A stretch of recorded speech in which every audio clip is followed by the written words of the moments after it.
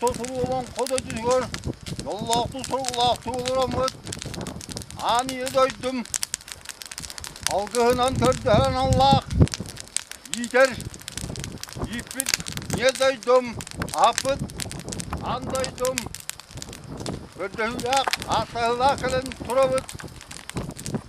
Korkulu. Barkını barkarıt. Niye doydum? Bilgi.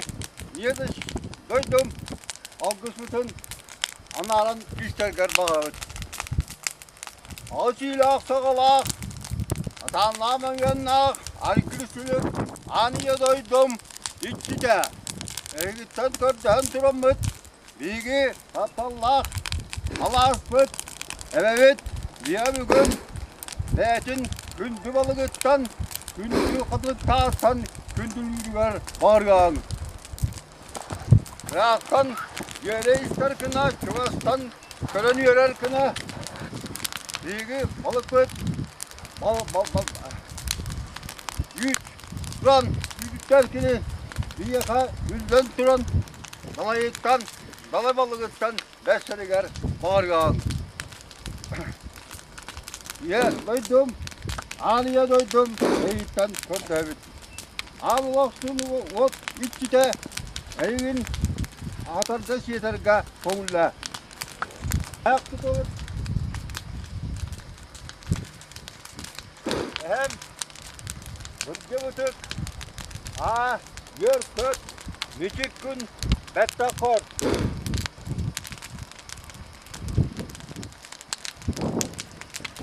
Düğün açıyor. Vot may. Yer kök.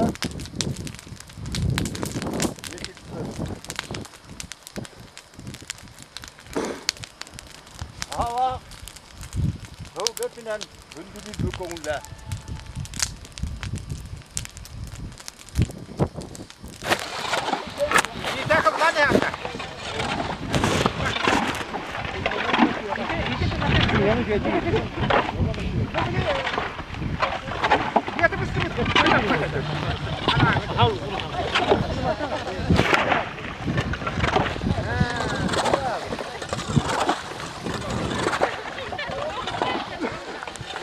O da değil.